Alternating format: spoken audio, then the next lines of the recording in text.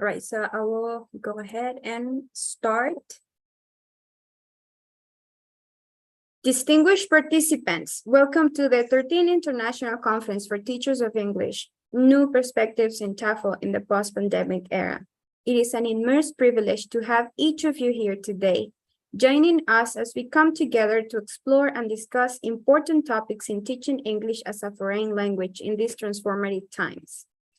Our first session today presents a remarkable opportunity to extend a heartfelt welcome to a distinguished educator and scholar whose contributions to the field of English language education has been truly invaluable. With great pleasure, I introduce to you Anastasiia Kikulenko, who is the director of the Foreign Language Training Center at ITMO University. She graduated from Vitebsk State University in Belarus and has worked in different educational institutions in Belarus and Russia. Anastasia has been teaching foreign languages, English and German, for 22 years already and has experience in teaching different groups of students, from very young learners to mature grown-ups. Anastasia has been involved into academic management for 15 years, and she is an ELT and EMI teacher trainer. Once more, I extend a sincere and warm welcome to each of you. Let us approach this conference with minds receptive to new ideas and hearts open to collaboration as we collectively navigate the ever-evolving landscape of English language education. And now, without further ado, I hand over the stage to Anastasia. The screen is yours. Thank you. Thank you, Carmen. Thank you, colleagues, for joining us. Welcome to our talk. Carmen, thank you for the introduction.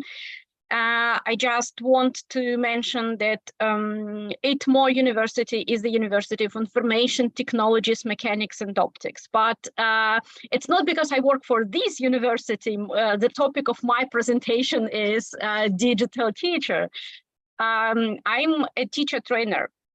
I've been working with the teachers for also about 15 years, and there are different topics that we face in our trainings, workshops, in the whole professional development program that we usually run with the teachers, English language teachers.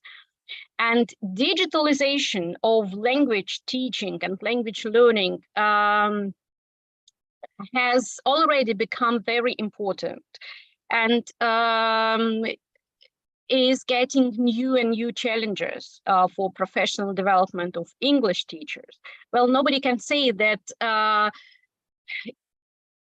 any teacher can teach successfully without being digitally literate, at least, yeah, or having digital proficiency. Yes, we can. Definitely, we can be good teachers without all these tricks, but still, so this is the reality.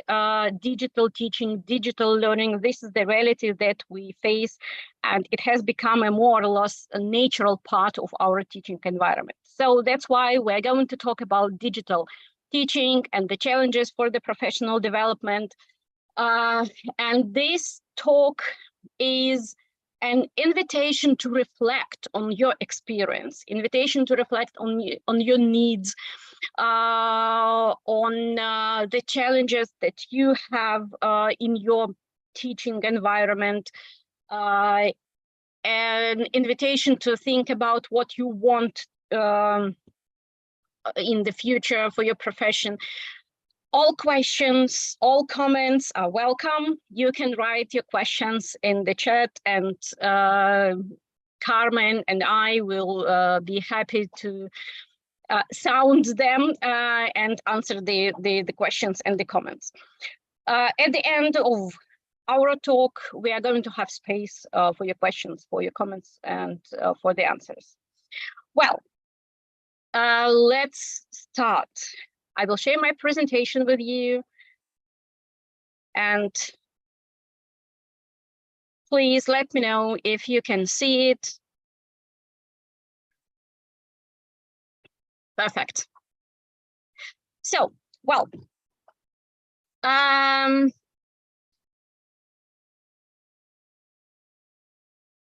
as I said, digitalization in general and online learning in particular is a more or less natural part of learning and teaching nowadays. When I say more or less, it means that it depends on how much of digital learning you allow in your classroom. It may differ, and it may depend on how much you still can use after coming back into the traditional classroom. But I think we all can admit that it is the reality, online teaching and learning, it is the reality that changed our teaching environment and expectations from teaching and learning a lot. And we, teachers, really need to be prepared for new challenges in this area. And the question that I would like to raise in my presentation are the following. Why do language teachers need to be digitally proficient? Well, I think such a simple question and has obvious answers, but still there are some details. And the next question is, what are the necessary competencies for a digital teacher in general, and for English language teacher in particular, and how digitally proficient shall the language teacher be? There are always questions, well, I'm not an IT teacher. Why shall I know all the tricks? Why shall I know all the details being a language teacher? How much shall I know about digital teaching, about online learning, and about online teaching? So, as I said, it's an invitation to reflect and to ask questions and to discuss the topic. Well, first of all, let's discuss and agree, or probably disagree, about the proficiency. What is actually the proficiency? And shall we distinguish between digital literacy and digital proficiency? What is the difference, and what does it depend on? I would say that literacy and proficiency, they are actually, so in our context, they are different stages of our, teachers' engagement into the digital teaching. Literacy is skill and ability to use technology, to the ability to work with information on its different stages, from different aspects, find the information, assess the information, generate, communicate the information to our students. And I would say that literacy is actually the foundational level of digital proficiency. So what we can do at the very beginning with digital learning and teaching.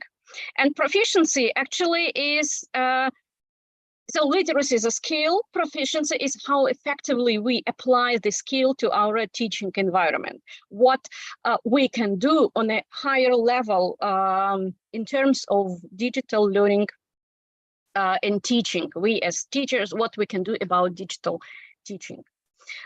So, and why shall language teachers, so you remember the first question is, why shall language teachers be digitally proficient? So, and as I said, everyone can say, well, that's obvious because we need to work in the today's reality. And I would say that my answer is always, we teachers shall be digitally proficient because of our students, really. This is the quotation that I placed on my screen. If we teach today's students as we taught yesterday's, we rob them of tomorrow. So the American philosopher and psychologist and educator John Dewey, he probably found the best way to explain the reason for the professional development of any teacher, not only language teachers. So the main reason, these are our students, and those who we work for, who we work with, and those who help us be proficient in any sphere, and those who make us find something new for our teaching every day.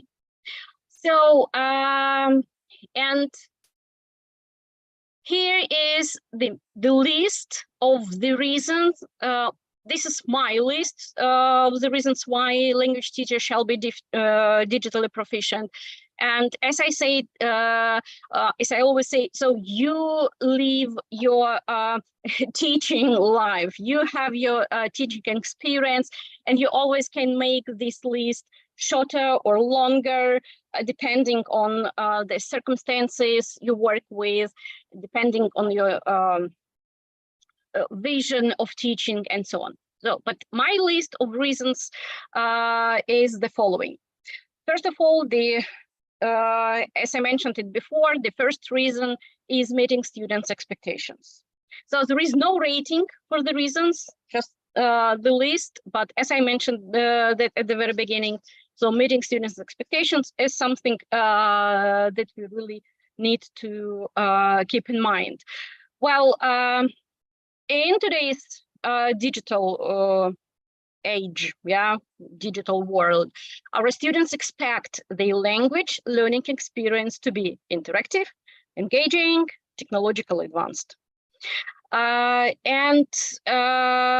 by being digitally competitive, we meet their expectations and provide, I hope, a more effective, but always probably more enjoyable learning environment. Yeah. So the next reason I would like to mention is access to resources. Well, that probably I dare to say that goes without saying that digital learning and teaching gives us access to many resources, to whole libraries for our students and for the teachers, where you can find new ideas and use them in your classroom, making your classes more enjoyable and more effective for you as teachers and for your students. So teaching opportunities together with the access to different materials, you also extend your teaching opportunities. So it doesn't matter where your students are and where you are. So the teaching opportunities really make it, the digital learning makes your teaching opportunities wider, and you will never expect where your students can be at the moment when you work with them. And the next reason I would like to mention is collaboration, communication. So they all are connected with each other. So you teach people where they are, you collaborate with your colleagues, you collaborate with people from all over the world. I think this conference is one of the best examples of how it works in the world. So it could never happen probably like 6 or 10, no, okay, well, 10 years ago, then everyone from any part of the world can be connected and listen to people who are, 100 or 1,000 kilometers away from you. The same is for any projects that you do with your colleagues from other cities and from other countries and from other continents. So the next reason would be personalized learning. That may sound a bit confusing, because we usually say that online learning makes the individual connection a bit blurred, because sometimes you even cannot see who is behind the black screen on your computer when you Zoom a class with your students. And somehow the connection might be lost with the students, and might be a bit different than you could have it in a face-to-face classroom, in a traditional classroom. But still, I would say that it's also a way to personalize the learning while choosing the best option, the best platform, or the most suitable platform, the most suitable resources for your class in the digital format. So still, I would say that even having disadvantages, the digital learning also has the advantage of being personalized. So, and the last thing in this list, so in my personal list, is keeping up with the technology advancement. Yeah, so as soon as we start working towards digital teaching, digital learning, so we always need to keep up with technological advancement. We usually follow the new trends. We usually follow the new ideas, or try to search for new ideas, try to search for new things that we can use in our classroom. And so we always keep up with the technology and with our students. So why shall teachers be digital proficient? So the reasons might be different, but how digitally proficient shall English language teachers be? So well, what shall be included into professional development is always a question. But we all have our individual answers, depending on our needs, depending on the requirements, and depending on the teaching reality we live in. And I would like to illustrate this idea with an example, showing you the stages that teachers can go through in their professional development as digital teacher. This is my personal experience, and this is the experience of the teachers I worked with. But I'm sure that when you listen to it, you can recognize the same situation that happened to you, because we all experienced, I think, the same situation 3 years ago when our teaching reality changed rapidly. So, well,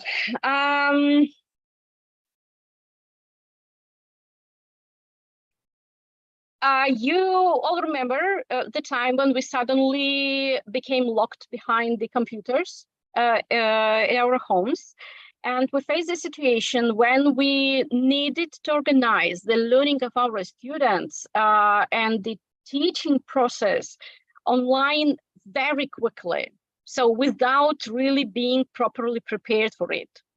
It was such a sudden thing that I think nobody was really, I would say, properly prepared. Nobody knew how it works in the best way. So this total online learning, and how we work with the students. So we actually had to learn how to use some technology very quickly. It means we had to learn how to organize face-to-face online classes very quickly with digital tools, really different digital tools. How to give students enough information to work with individually at homes. And actually, we had to create and learn how to use the survival kit. I call it the survival kit. So the first basic ideas, the first basic knowledge about digital teaching, we really had to learn. First of all, what platforms to use, how to start the lesson, how to bring students into the breakout rooms, what materials can be used in the online classroom. So it was just the very first thing. It seemed that at that time, we just like breathed in and forgot to breathe out. So that was the very hectic moment and the question that was everywhere what to do. And that was the period when we really had to say our students, hello, we're still here, we're still connected, please. We have our classes, let's learn together. And really learned how to use the survival kit of the digital learning. So the first basic knowledge of how to start and do our lessons. Well, after a certain period of time, that was short. We learned really quickly. And after this period of time, we could breathe out, as I call it, and we started working on the effectiveness of using the technology. So the next stage I would call online classroom management. It's not only about how to invite students to the class, it's also how to organize the online class, face-to-face online class in a more effective way.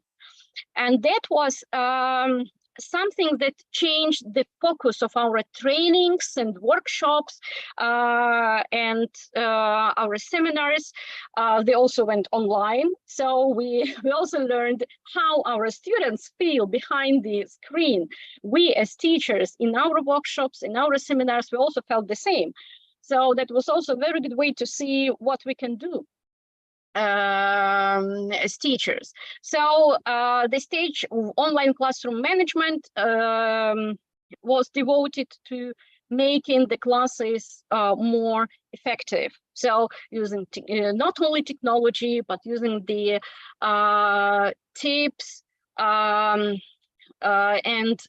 methodology. So tips like very small secrets and the whole methodology of online learning. And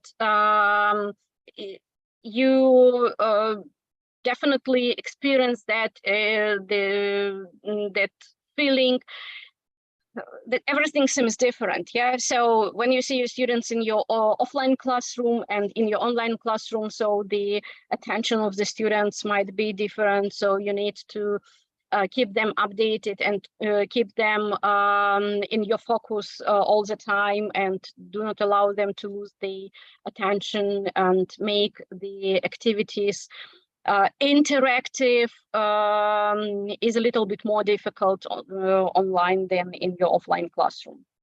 So, and that was the stage when we learned how to work with the not just what technology to use, but how to work with the technology in a more effective way.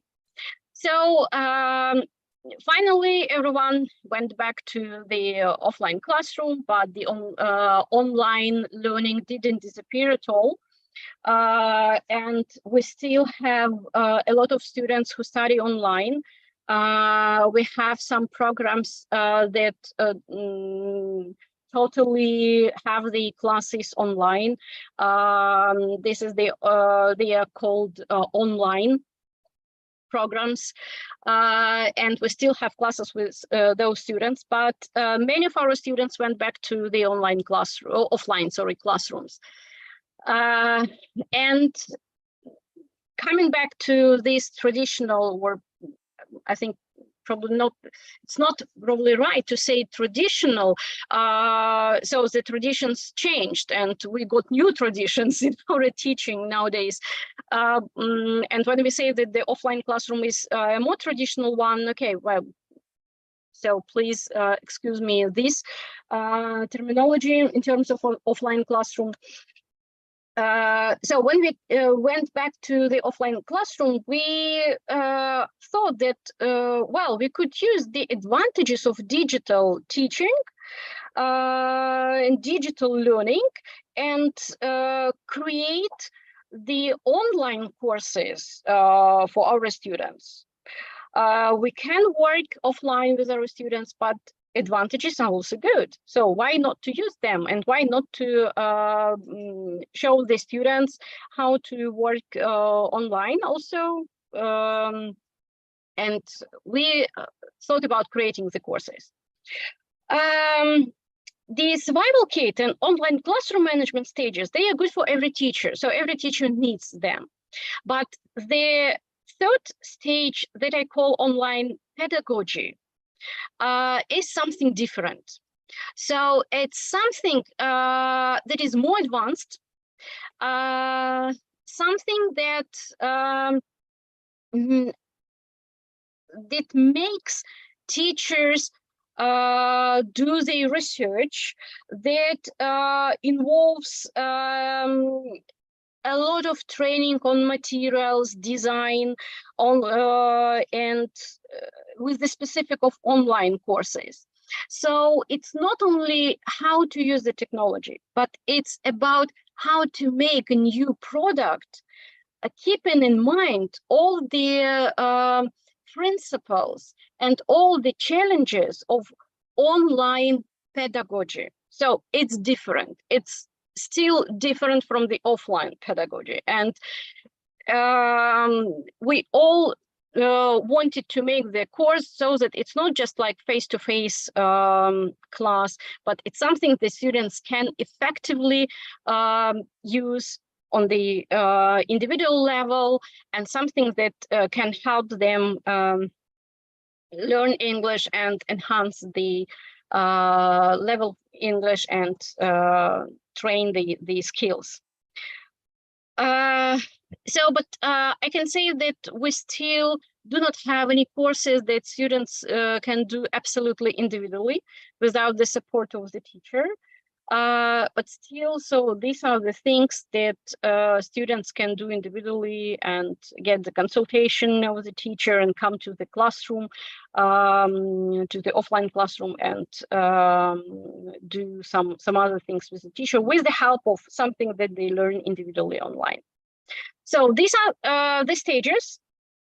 And I would like to repeat the idea of how digitally proficient the teacher shall be, is that, well, it definitely depends, dear colleagues, on your teaching environment, on the requirements, on what your vision is, and on what resources you have.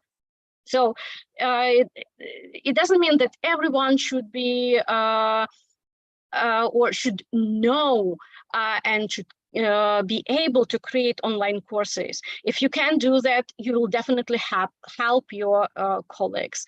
But if you know the survival kit of online teaching, and if you know how to use the technology in an effective way, so you will definitely have your effective classes as a teacher. So let's move on. And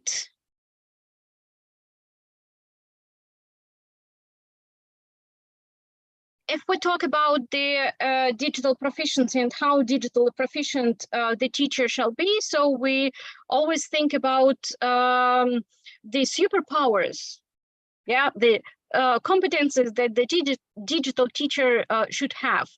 So, and again, I made my list of superpowers. And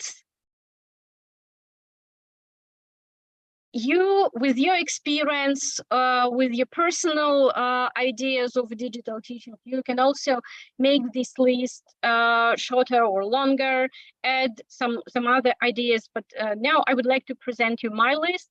So, and I'm always open for your comments and for your questions. So, in my list of digital teacher superpowers belong the following things. Digital literacy. So we discussed that.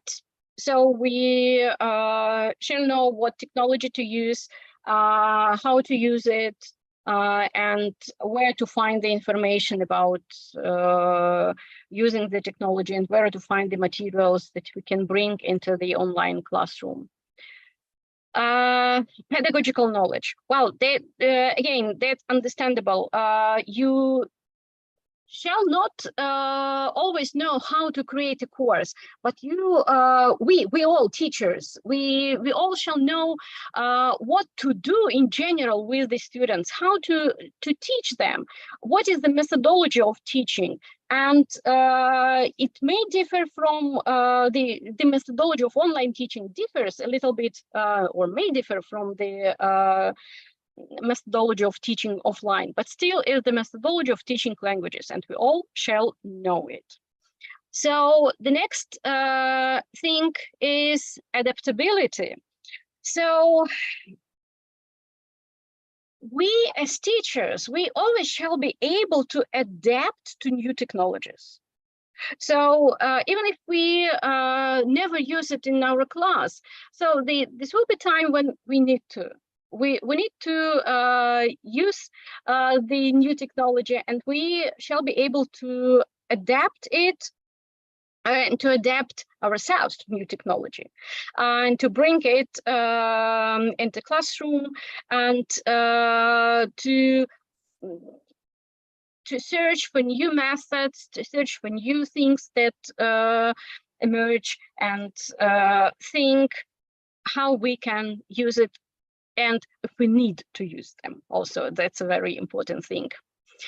So communication skills. Well, I think it doesn't require a lot of talk about that. Communication skills. If you want to be to be in, if you want to keep up with new technologies, we need to have the communication skills, and the digital teacher shall be able to communicate effectively with the students. As we mentioned that the online communication might be more difficult than the offline communication. On the one hand, on the other hand, it makes the communication faster probably. And sometimes we can communicate the ideas in a better way online. So anyway, so a digital teacher shall communicate effectively with students, parents. I thought if we talk about school children, with colleagues, using digital communication skills. Yeah. So creativity is also important. So we have a lot of resources. How to apply them, how to use them in our classroom. So it depends on you as teachers. And the creativity is the factor that makes our teaching interesting for us as teachers and for our students. So the next thing that I would like to mention is critical thinking.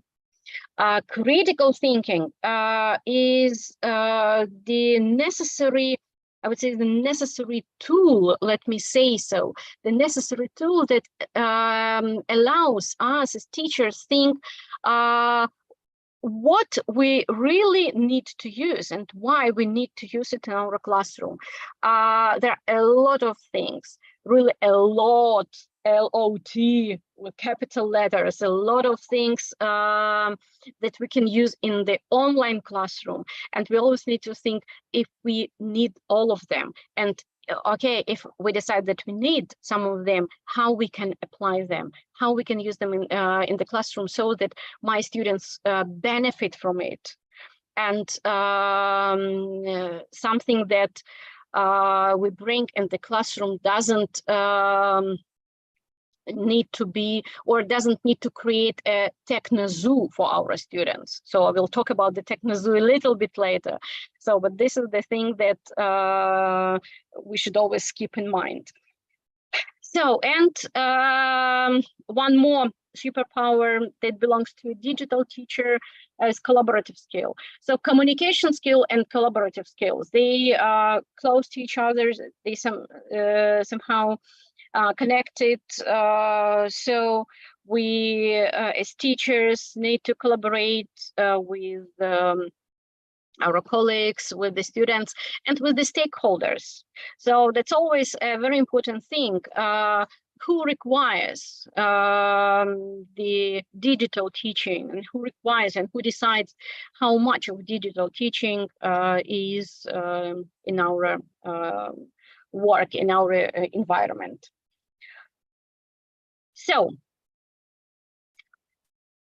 I hope we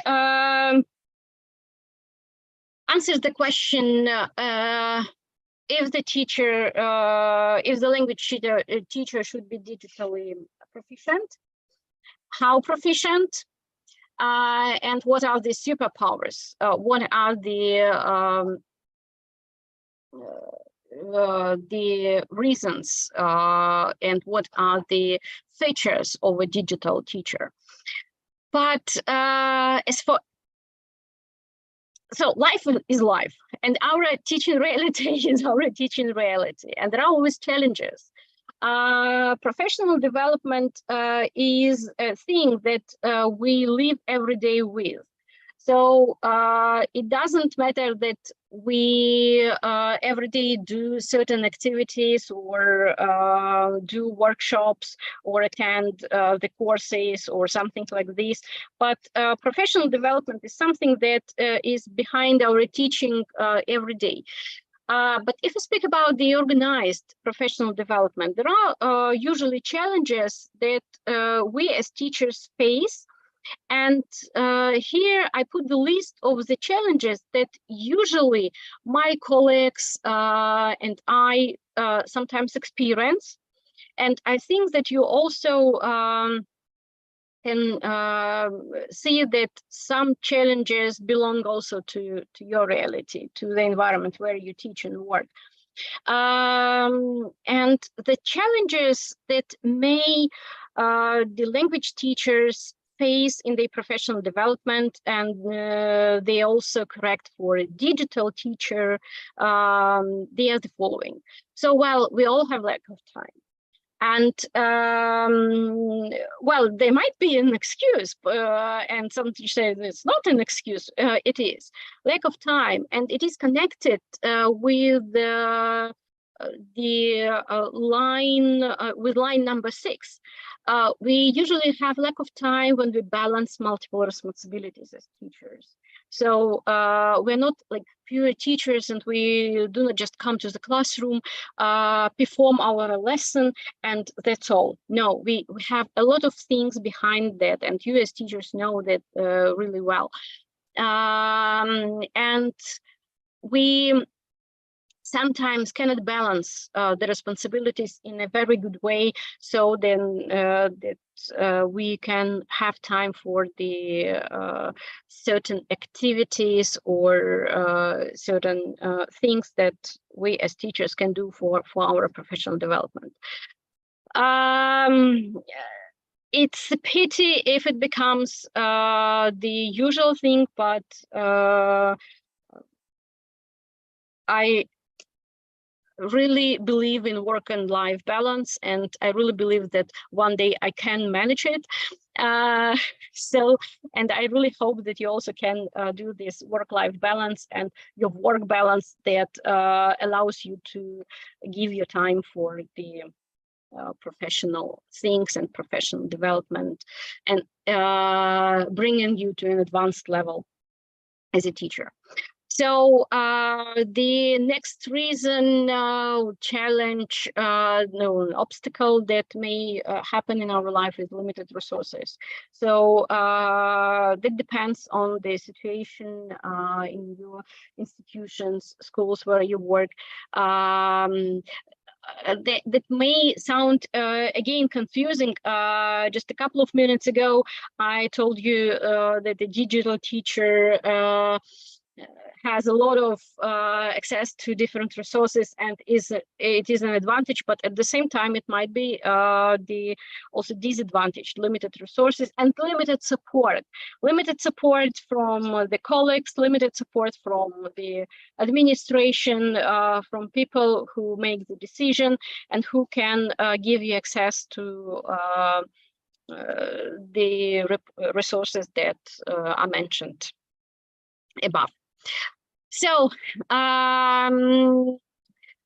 when we keep up with new technologies, and we always try to keep up with new technologies, there is a trap sometimes, and we learn so many things. We see so many things that we can bring to the classroom that it's sometimes very difficult to decide what is really needed.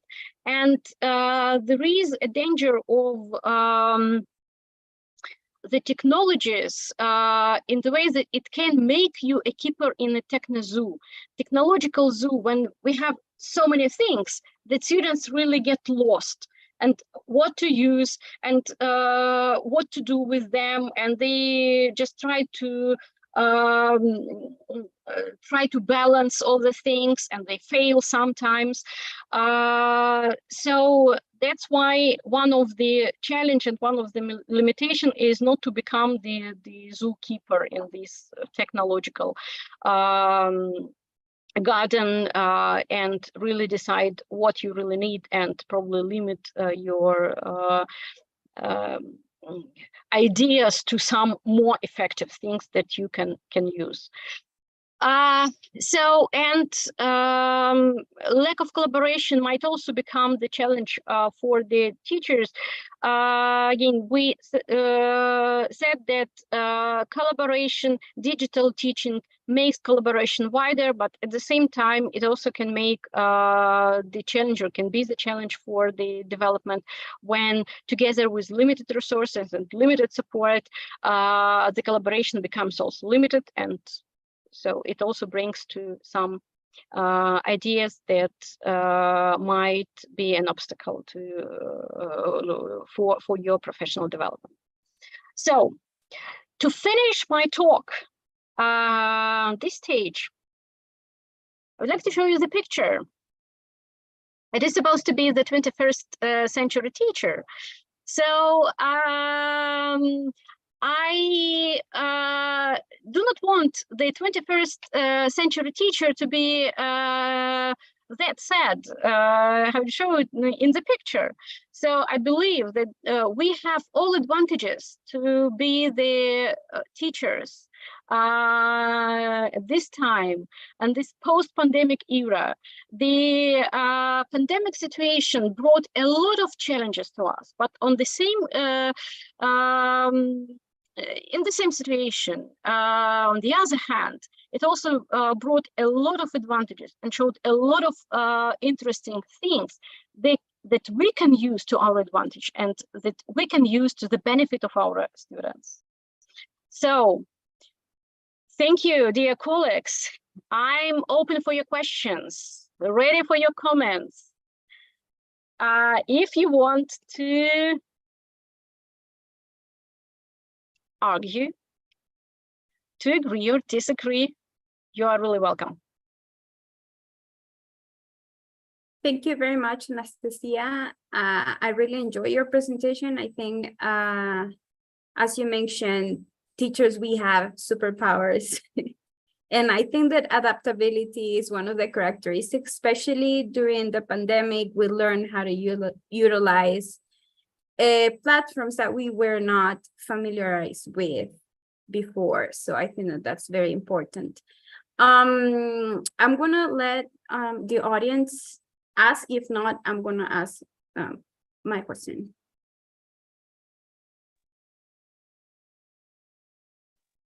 Hello, good morning. I posted a question at the beginning of your presentation. Thank you very much, Dr. Kikulenko, for your wonderful presentation. Many things to reflect on. And one of my questions is that how can we deal with students not reading instructions in online courses? I mean, we have I have taught an online course. It's completely uploaded, and students have to develop their tasks, and they don't read instructions, and they keep I keep in contact with students through the media, right? WhatsApp and the platform, and they insist asking for the instructions over and over again. So how do you think we can overcome this problem? Well, I have bad news. I think we can never overcome this problem. that is really a problem that happens to all students and to all teachers of those students. I think it doesn't even depend on online or offline learning, online courses or offline classroom. I think it's just the reality of today's learning world, really, because the way we deal with this problem, and I personally deal with this problem as just grading the work in terms of giving attention to the things that they didn't do. It's like if they do not read the instruction, they can do the work in the proper way. So it means that if the instruction was please answers the question was not answered, so nothing else matters. So your work failed. So you cannot do you cannot just pass this work. You shall do the work again. Please read the instructions carefully and do it again. Unfortunately, this is the only way for you to have this work done and to get a pass. Well, it's like sometimes. I'm sorry, doctor. Sometimes, yeah, sure. We upload instructions and tutorials for the task. And then when they ask you the question, sometimes my response has been to read them literally, the same instructions, and then they say, oh, okay, I understand now. So it's kind of a bad habit that students have. I dare to say that might be even in the psychology of the students. It's like sometimes they really need someone to sound the instruction, and that also is okay. Sometimes it's just like, well, there were the things when I really knew by heart what is the number for each instruction. Sometimes I said, line number 2, please. So yes, it's like, yes. So child, line number 2. Read it, please, carefully. But sometimes, yeah, probably it depends on the student. So we all know that there are some visuals, audios, and so students who really receive the information in a more comfortable way for them. And for some students, it's really just like, please read it again. So. Thank you. Thank you for your answer. Thank you, doctor. Thank you. Thank you. Thank you for the question. We have a comment from Amy. She says, thanks for everything you shared with us today while you were talking about the pandemic time. I was thinking about some of my colleagues that they prefer to retire because they were not good at using technology, and even in this time, some others don't want to give that extra effort to update their knowledge in this post-pandemic era. Thank you, Amy, for the question. Well, teachers are teachers, people are people. So, and we all have right on our own decision. To live in this reality or not to live in this reality. We also had some people who I would say were much more experienced than younger colleagues in our team. And when the situation, this pandemic situation happened, they really were scared. They were really very scared because some of them even haven't used the computers for a certain period of time because they didn't need them, they didn't have to. And that was really the step-to-step tutorial for those teachers. So we invited them. So we made, it's not a workshop, that was an individual tutorial.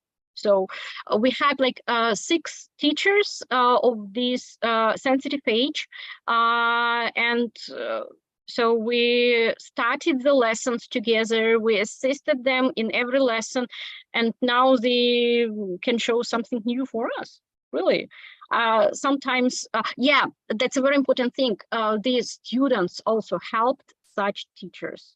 So they appreciated the expertise in teaching, but they all understood that it might be difficult for those teachers to manage the technology, and they helped. And that was a wonderful experience for the students and for the teachers, when the students help the teachers even to I don't know, to switch on something, they showed how to use the camera and how to share the screen. And some of our teachers, they had assistance from the students, master's students, PhD students, and that was a really good experience. Thank you very much. We don't have more questions. I do have one question.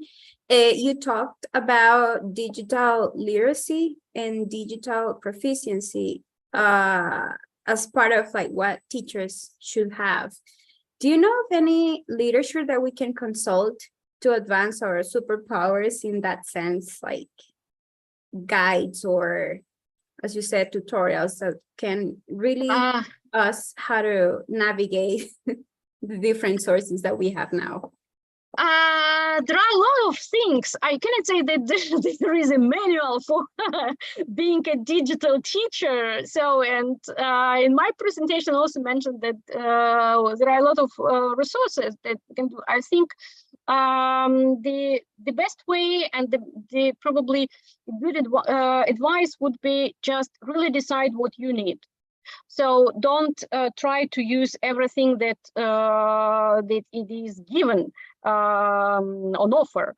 So we really do not need all of the things, but to try what really works effectively, and then probably give an attempt to change something when you see that it goes in a good way, and you and your students need something new to keep the interest. Then, well, unfortunately, there is no manual on how to be a digital teacher, but it's a good invitation to make this manual all together. All the participants of the conference. I think the conference itself and the presentations, they might become this manual for all teachers. Thank you. I think that that's a very good idea to start creating a guide for teachers. Dr. Ulloa says, thank you, Anastasiia, for your presentation and time. Hope to have you back in Honduras sometime soon in the future. Yeah. Being to Honduras was a really good experience, and I'm looking for doing it for one more time in the future. Thank you, colleagues. I wish you a fruitful day. It's evening in St. Petersburg, but you still have a really nice day ahead, and have a nice experience in the conference. Thanks for your questions, for your comments, and thank you for your attention. It was a pleasure meeting you and working with you all. Thanks. Thank you. Thank you. I think that we have come to the end of your presentation. I really enjoy it, and I hope to see you anytime soon. Thank you. Thank you. Goodbye.